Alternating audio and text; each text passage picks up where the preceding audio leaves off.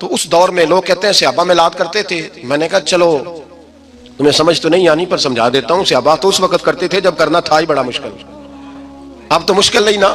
صحابہ تو تب کرتے تھے جب کیا جا سکتا ہی نہیں تھا. بڑا مشکل.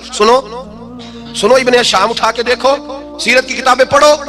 نبی پاک صلی اللہ علیہ وسلم کے صحابہ قریش مکہ کے ظلم و ستم سے تنگ آ گئے. حضور نے بعض مجبوروں بے کسوں کو اجازت دے دی حبشہ ہجرت کر دے. حبشہ چلے گئے. حبشہ جب پہنچے تو ان میں حضرت جعفر طیار بھی تھے, حضرت علی کے بھائی, اور ایک گروہ تھا پورا صحابہ کا جو حبشہ گیا. قریش مکہ نے وہاں پر بھی آرام سے نہ بیٹھنے دیا. پیچھے سے کچھ سردار گئے, جا کے چھیڑا, کہا یہ ہمارے بھاگے ہوئے غلام ہیں, ہمارے بتوں کو برا کہتے ہیں, نیا دین انہوں نے اخذ کر لیا ہے, ہمارے حوالے کر دو. حضرت جعفر طیار کہتے ہیں نجاشی بادشاہ نے ہمیں بلایا. کچھ لوگ میرے دوست مشورہ دینے لگے ذرا ہلکی پھلکی بات کرنا. کہتے ہیں میں نے کہا میں ہلکی کیوں کروں, میں تو کھل کے کروں گا, کھل کے مصطفیٰ کے تذکرے حشر تک ڈالیں گے ہم.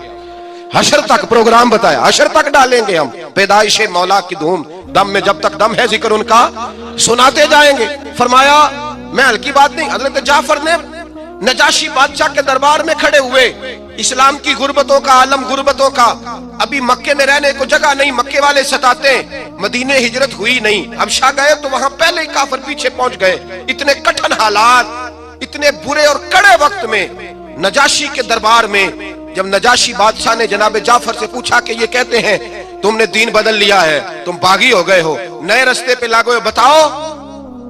حضرت جعفر طیار نے نجاشی کے بادشاہ میں وہی باتیں کی جو ہم محفل میلاد میں کرتے ہیں, وہی جملے, وہی میلاد کا وہی سارا پس منظر. حضرت جعفر طیار بول پڑے, فرمانے لگے نجاشی ہم تو بیٹیاں زندہ دفن کر دیتے تھے. نجاشی یہی باتیں ہوتی ہے نا محفل میلاد, ہم بیٹیاں دفن کرتے تھے. کسی کا عورت کا خامد مر جاتا تو اس عورت کو بھی ساتھ دفن ہونا پڑتا, اس کی زندگی مردے جیسی کر دی جاتی, بہنوں پہ ظلم ہوتا تھا, بیٹیوں کو جائیداد میں حصہ نہیں ملتا تھا. اے نجاشی ہمارے ہاں غریب پسا کرتا تھا, یتیم پسا کرتا تھا, مجبوریاں تھیں, پریشانیاں تھیں, دکھ ہی دکھ, آزمائشیں ہی آزمائشیں.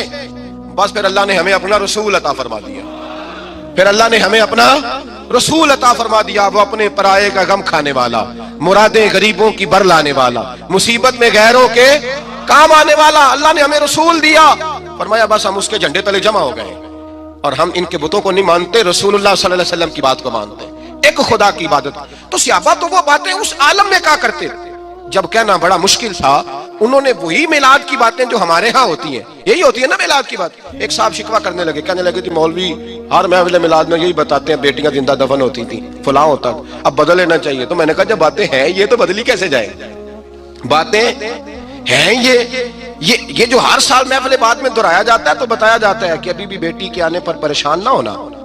اور بیٹی تو اب بھی دفن ہوتی ہے نا کئی کئی رنگ میں, کوئی جائیداد کے نیچے دب جاتی ہے, کوئی ساس سسر کے ظلم کے نیچے دب جاتی ہے, کوئی زیور کے بوجھ میں دب جاتی ہے, کوئی جہیز کے مطالبے میں. تو بیٹیاں تو دفن ہو رہی ہیں ابھی, اس لیے ہم میلاد زیادہ مناتے ہیں تاکہ بیٹیاں آزاد ہو جائیں. حضرت عبداللہ بن حذافہ جہاد کر رہے تھے, روم کے عیسائیوں نے گرفتار کر لیا. 1000 آدمی نے مل کے پکڑا, گرفتار نہیں ہوتے تھے صحابی, 1000 آدمی نے گھیرا ڈالا, گرفتار کر کے لے گئے. اور جب بادشاہ کے سامنے گئے تو وزیر کہنے لگا بادشاہ بندہ بڑے کام کا ہے, اگر ہمارے قابو آ گیا تو فائدہ دے گا. صحابی ہیں حضرت عبداللہ بن حذافہ, حضرت فاروق اعظم کا زمانہ ہے, اگر قابو آ گیا تو فائدہ دے گا. بادشاہ کہنے لگا کیوں, کیا خوبی ہے؟ کہنے لگے ہم 1000 آدمی تھے, یہ اکیلا قابو نہیں آ رہا, 1000 آدمی تھی, اگر ہماری فوج میں شامل ہو گیا تو بہت بڑا جرنیل ملے گا. بادشاہ کہنے لگا کوئی مسئلہ نہیں, 2-3 چیزیں ہوتی ہیں بندے کو خریدنے کے لیے, خرید لیتے ہیں. بادشاہ کہنے لگا عبداللہ جتنی دولت تجھے چاہیے میں تجھے دے دیتا ہوں, میرے لشکر میں آ جا, معاذ اللہ اسلام چھوڑ دے. حضرت عبداللہ بن حذافہ کیا فرماتے ہیں بڑا تو بیوقوف ہے, میں نے دولت کمانی ہوتی تو مدینے میں بیٹھ کے تجارت کرتا, میں دولت کمانے نہیں نکلا, میں تو رسول اللہ کی رضا کمانے کے لیے نکلا ہوا. دولت کمانی ہوتی تو کسی مارکیٹ میں ہوتا, میدان میں آنا تھا. شہادت ہے مطلوب مقصود مومن, نہ مال غنیمت نہ کشور کشائی. یہ دولت تو لونڈی ہے رسول اللہ کے دروازے کی, یہ تو پیچھے پیچھے پھرتی ہے نبی پاک کے غلاموں. یہ کمانی ہوتی تو میں کسی مارکیٹ میں ہوتا, میدان میں تھوڑا ہوتا. عبداللہ بن حذافہ سے دوسری چال چلی, کہنے لگے میاں عہدہ جو تجھے چاہیے, میں بادشاہ ہوں, میرے نیچے جو عہدہ تو کہے گا وہ تجھے مل جائے گا. حضرت عبداللہ بن حذافہ کہنے لگے شاید تجھے پتہ نہیں میری تعریف کیا ہے, شاید تو جانتا نہیں میری تعریف کیا ہے. کہا صاحب کی کیا تعریف ہے؟ کہنے لگے میں رسول اللہ کا صحابی ہوں, اور کائنات میں سب سے بڑا عہدہ مصطفیٰ کے صحابی ہونے کا ہوتا ہے. صحابہ وہ صحابہ تھے جن کی ہر صبح عید ہوتی تھی, خدا کا قرب حاصل تھا، نبی کی دید ہوتی تھی۔ فرمایا میں نے حضور کے جلوے دیکھے ہوئے ہیں، مجھے عہدے کی ضرورت ہی نہیں، اور میں نے عہدہ لینا ہوتا تو میں سیاست کرتا، میں تو شہادت لینے نکلا ہوں میدان میں، عہدے کا میں نے کیا کرنا ہے۔ اب بادشاہ کہنے لگا اسے قتل کر دو، وزیر کہنے لگا نہیں، ایک بات اور ہے، مجھے ایک چال اور چلنے دو۔ کہا وہ کیا؟ کہنے لگے میری بیٹی بڑی خوبصورت ہے، مجھے موقع دو اپنی ہی بیٹی کو سجا بنا کے، وہ جوان جس کی جوانی اتنی بڑی ہے کہ 1000 آدمی مقابلے میں کھڑا نہیں ہوتا، اس جوان کے کمرے میں رات کی تنہائی میں بنا سوار کے بی بی کو بھیجا۔ وہ بی بی کہتی ہے میں ساری رات بن سور کے اس صحابی کے کمرے میں بیٹھی رہی، لیکن یہ کیا شخص تھا، ساری رات ہی مسلح پہ بیٹھا رہا، ساری رات ہی، کچھ دیر تھک جاتا تو یہ کریم رسول پہ درود پڑھنا شروع کر دیتا۔ بی بی کہتی ہے سحری ہو گئی تو میں نے چھو کے دیکھا کہ انسان ہے کہ جن ہے، کہ بندہ ہے کہ فرشتہ ہے، چھو کے دیکھا۔ کہنے لگے پیچھے ہٹ جا۔ میں نے کہا میں نے تو سنا تھا تو 1000 کے مقابلے میں ہے، اور تو اتنا بے حس ہے کہ بنی سوری دلہن بیٹھی ہے، تو نے نظر نہیں کی؟ عبداللہ بن حذافہ، بی بی کہتی ہے نظر پھر نہیں اٹھائی، نظر پھر جھکی ہوئی ہے۔ کہنے لگے بی بی میں مجبور ہوں، اب میرے اوپر کوئی حسن نہیں چلتا، میں نے جلوائے بددہا کا دیدار کیا ہوا ہے، اب میری نگاہوں میں جچتا نہیں کوئی، اس لیے کہ جیسے میرے سرکار ہے ایسا نہیں کوئی۔ کبھی بھی اب نہیں کسی کا میرے اوپر جادو چلتا، میں نے مصطفیٰ کو، اور کہا ذرا پیچھے ہٹ کے بیٹھ، مجھے میرے رسول نے غیر محرم سے بچنے کا حکم دیا ہے، ذرا پیچھے ہٹ کے بیٹھ، سحری کا وقت تھا۔ وہ بی بی کہتی ہے اس نوجوان کے جملے میرا سینہ چیر گئے، کلیجہ پھٹ گیا، چیخ نکلی، میں کفر کے عالم میں روئی۔ میں نے کہا مجھے بتا تو صحیح، آخر یہ جذبہ کہاں سے ملتا ہے، آخر یہ روشنی تو میں نے دیکھی نہیں، کہاں سے آتی ہے؟ ایک میرا باپ ہے جو بنا سور کے مجھے تیرے کمرے میں چھوڑ گیا، بتلا یہ کہاں سے کیف آتے ہیں؟ عبداللہ بن حذافہ کہنے لگے اگر کیف لینا ہے تو تو بھی میرے مصطفیٰ کا کلمہ پڑھ جا، آجا دروازہ رسول پہ جھک جا، مل جائے گا۔ سویرے دروازے پہ باپ آیا بیٹی سے رزلٹ لینے، دروازہ کھولا تو بیٹی نقاب پہنے باہر آئی۔ باپ کہنے لگا کیا بلا؟ کہنے لگی پیچھے ہٹا، تو غیر محرم ہے، کافر ہے، میں مسلمان ہوں۔ اس نے کہا کیا ہوا؟ کہنے لگی تیرے جیسے کو باپ کہوں، تیرے جیسے کو جو مجھے استعمال کر رہا تھا، میں تجھے باپ نہیں مانتی، میں اب رسول والی ہو گئی، میں حضرت فاطمہ کی کنیزہ ہو گئی، میں اب نبی کریم کی خادمہ ہوں، خبردار میرے قریب نہ آنا۔ یہ دعو بھی ناکام ہوا۔ اب حضرت عبداللہ بن حذافہ کے سامنے موت کھڑی کی، ایک کڑا میں تیل گرم کیا، کہنے لگے تجھے اس میں جلایا جائے گا۔ حضرت عبداللہ بن حذافہ رضی اللہ تعالیٰ عنہ جب جلنے کے قریب ہوئے تو رونے لگے۔ روم کا بادشاہ کہنے لگا شاید ڈر گیا ہے، کہنے لگے اب سمجھ آئی ہے، اب تجھے پتا چلا ہے، چلا جا۔ حضرت عبداللہ بن حذافہ کہنے لگے تو کافر ہے، تیری کافروں والی سوچ ہے، اس لیے نہیں رویا کہ موت سے ڈر گیا ہوں، میں تو اس لیے رویا ہوں کہ ایک جان ہے وہ نبی پاک پہ قربان ہو رہی ہے، کاش رب مجھے 1000 جان دیتا، میں ساری مصطفیٰ پہ قربان کر دیتا۔ میرے نبی پاک علیہ السلام کے درویش صحابی تھے حضرت سعید بن زید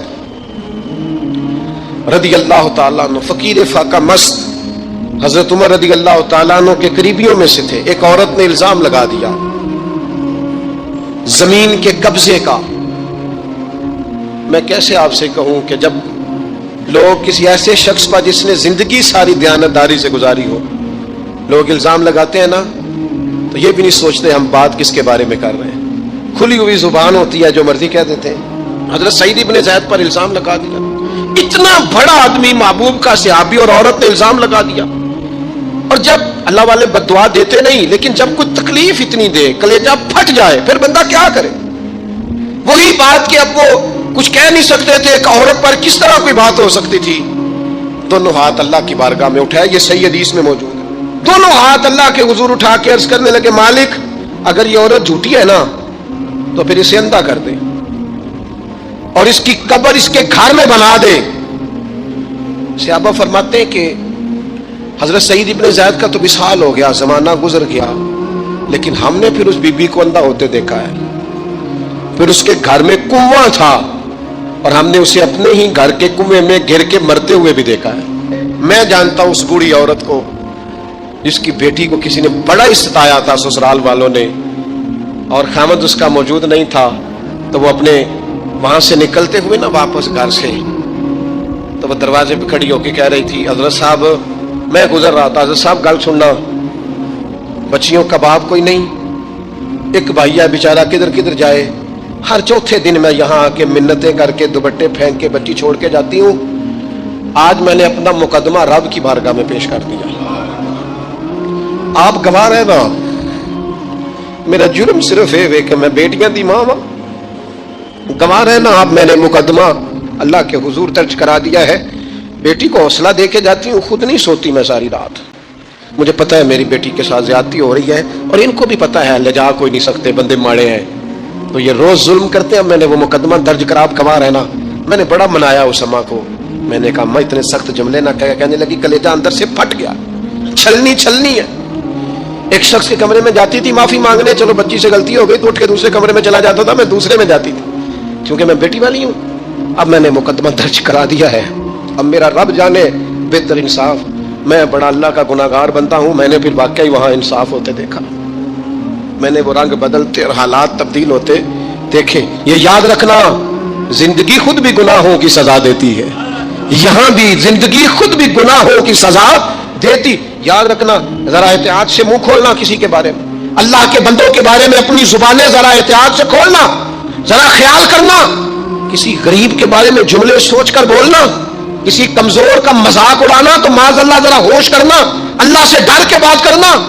اس لیے کہ بڑی جلدی انصاف کا وقت آنے والا، بڑی جلدی حالات بدلنے والے ہیں. تلک الایام نداولها بین الناس، اللہ لوگوں کے درمیان دن بدل دیا کرتا ہے. پھر لوگوں کو جگہ نہیں ملتی چھپنے کی، روک چھپانے کی. دو ہی باتیں آج آپ کے سامنے رکھی ہیں. ایک تو نیکوں سے دعا لے لو، اللہ والوں سے دعا لے لو، ماں باپ سے دعا لے لو، بزرگوں سے دعائیں. اور دوسرا بد دعاؤں سے بچ جاؤ، دعائیں ضرر سے بچ جاؤ. کسی کو اتنا نہ ستاؤ کہ بیچارہ خود کچھ نہ کر سکے اور اللہ کے حضور تمہاری شکایت کرے. بچو. وہ میں نے بہت پرانا ایک جملہ کہا تھا، پھر کہتا ہوں، غریبوں کی بد دعائیں دن میں نہیں ستاتی، غریبوں کی بد دعائیں رات کو ستاتی. جب اے سی پورا لگا ہو، گھر پورا بہترین بنا ہو اور نیند نہ آئے، اور اپنے ہی گھر سے خوف آئے، اور اپنے ہی مقام سے بندہ بے چین ہو کے اٹھے، اور کبھی چھت پہ اور کبھی نیچے، اور پتہ نہیں مجھے کیا ہے اور پتہ نہیں مجھے کیا ہے، تو پھر وہ استغفار کرے. پھر وہ جس کو ستایا اس سے معافی مانگے. پھر جس کا دل توڑا ہے اس سے جا کے اللہ کی رضا کے لیے معافی مانگ کے آئے. اس لیے کہ کچھ سکون ایسے ہیں جو صرف معافیوں سے ملتے ہیں. نبی پاک رحمت للعالمین ہے، لیکن جب حضور گزرے نا ایک دن طواف بیت اللہ شریف کر کے، تو کفار نے پھبتیاں کسیں، بار بار بلا بلا کا. ایک طواف بھی حضور نے کر لیا، دوسرا بھی کر لیا، تیسرا بھی، اور پھر اوجڑیاں ڈالی، کئی تکلیفیں دی. تو اس وقت حضور نے پھر دعا کی تھی، اے اللہ گن لے ان لوگوں کو، گن مالک ان بندوں کو یہ اتنی تکلیف دیتے ہیں. حضرت صدیق اکبر فرماتے ہیں وہ جن کے لیے محبوب نے اس دن دعا کی تھی وہ چن چن کے بدر میں قتل ہوئے، سارے گن گن کے وہ لوگ قتل ہوئے. کیوں ہم کسی کو اتنا ستائیں کہ اس کے منہ سے پھر ایسے جملے نکلے جو ہم سے سنبھالے نہ جا سکے. ہم ڈٹے ہوئے لوگ. سرکار نے فلاح انسانیت کے لیے جو دوسرا کام کیا نا، وہ لوگوں کو احساس دلایا ہے کہ اگر غلطی ہو جائے تو تم نے بندوں کے سامنے اپنے آپ کو کلیئر نہیں کرنا، تم نے تو رب کے سامنے اپنے آپ کو کلیئر کرنا ہے. اللہ کے سامنے تم نے بچنا ہے کہ میرا گناہ معاف. اور حضور احساس پیدا کرتے تھے. بخاری شریف میں قبیلہ غامدیہ کی اس عورت کا تذکرہ موجود ہے جو خود آئی تھی، کوئی گرفتار کر کے نہیں لایا تھا، وہ از خود آئی. احساس پیدا ہو گیا نا گناہ کا. یہاں بہت ساری غلطیاں کر کے بھی لوگ جب اپنی بات کرتے ہیں تو کہتے ہیں کبھی یاد تو نہیں کسی کے ساتھ زیادتی کی ہو، یاد تو نہیں کبھی کسی کا. بھئی آپ نے اتنے بڑے ولی ہونے کا دعویٰ کر دیا. انسان تو انسان رہتا ہے. بڑے بڑے لوگ کہہ گئے کہ یا اللہ اگر انجانے میں بھی بھول گئے ہیں تو ہم سے درگزر فرما. لیکن جب ہم تیار ہی نہیں ماننے کو.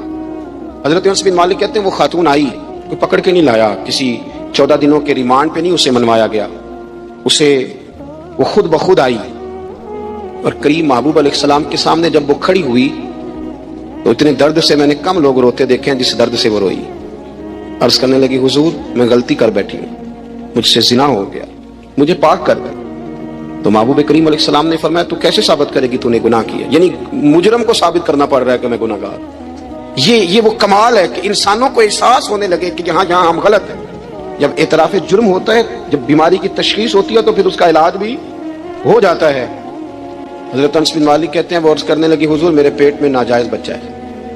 حضور نے فرمایا جا جب بچہ پیدا ہو تو پھر آنا. وہ 8 ماہ کے بعد آئی تو اس کی گود میں پھول سا بچہ تھا. حضور نے فرمایا واپس جا، جب روٹی کھانے لگ جائے تو پھر آنا. وہ 2 سال 2.25 سال دودھ پلاتی رہی. پھر جب آئی تو بچے کے ہاتھ میں روٹی کا ٹکڑا تھا. کریم محبوب صلی اللہ تعالی علیہ وسلم سے آ کے جب اس نے بات کی تو وہ درد سے روئی، کہنے لگی یا رسول اللہ 3 سال ہونے کو ہیں، میں نے گناہ کیا ہے، میں ساری رات سو نہیں پاتی۔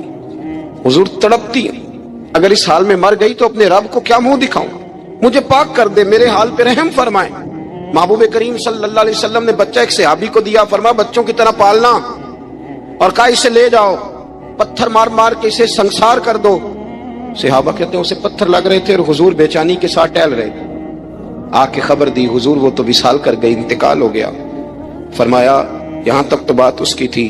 حضرت انس بن مالک کہتے ہیں اب محبوب کریم نے صحابیات سے فرمایا اسے غسل دو، کفن پہناؤ، جنازہ تیار ہو جائے تو مجھے خبر کرنا۔ حضرت انس بن مالک کہتے ہیں غسل ہوا، کفن ہوا، جنازہ تیار ہوا تو حیران ہم تب ہوئے جب میرے محبوب نے فرمایا صفے بناؤ، میں خود جنازہ پڑھاؤں گا، میں خود جنازہ پڑھاؤں گا۔ اور سرکار نے جنازہ پڑھایا تو ایک شخص کی زبان سے نکلا حضور اس ملعون کا معاذ اللہ جنازہ جس نے ناجائز بچہ جنا، اس کے لیے آپ دعا کر رہے ہیں، جنازہ پڑھا۔ حضور فرمانے لگے خاموش ہو جاؤ، تم نے گناہ دیکھا ہے اس کا احساس نہیں دیکھا، تم نے غلطی دیکھی ہے لیکن اس کی توبہ کا انداز نہیں دیکھا۔ اور صاحب کنز العمال نے یہ لفظ نقل کیے ہیں کہ کریم محبوب فرمانے لگے اس نے تو ایسی شاندار توبہ کی ہے کہ اگر میں اپنی ساری امت میں بانٹ دوں تو اللہ سب کی مغفرت فرما دے گا۔ احساس جب پیدا ہو جاتا ہے نا اپنے دل کے اندر کہ یہاں یہاں میں غلط ہوں، ان العبد اذا اعترف ثم تاب تاب اللہ علیہ، او کما قال نبی صلی اللہ علیہ وسلم، رواہ مشکات۔ حضور نے فرمایا جب کوئی بندہ کہتا ہے نا اللہ میں بھول گیا تھا، اور پھر وہ توبہ کرتا ہے تو رب اس کی توبہ کو فوراً ہی قبول فرما لیتا ہے۔ میرے پیارے دوستو، پیر اجمل رضا قادری صاحب کا آج کا یہ بیان ہمارے دلوں کو جھکجھوڑ دینے والا ہے۔ آج ہم بہت ہی آسانی اور آزادی کے ساتھ جشن میلاد منا لیتے ہیں، لیکن ذرا صحابہ اکرام کا وہ سچا عشق تو دیکھیے۔ مکہ کی ان تنگ گلیوں میں جہاں قریش مکہ اپنی ننگی تلواریں لے کر گھومتے تھے اور ہر طرف دشمنی کی آگ بھڑک رہی تھی، وہاں بھی نبی کے دیوانے اپنے آقا صلی اللہ علیہ وسلم کی آمد کا ذکر اور ان کا میلاد منایا کرتے تھے۔ حضرت جعفر طیار رضی اللہ عنہ جو شیر خدا حضرت علی کے سگے بھائی ہیں، ذرا ان کا عشق اور ان کی ضرورت تو دیکھیے۔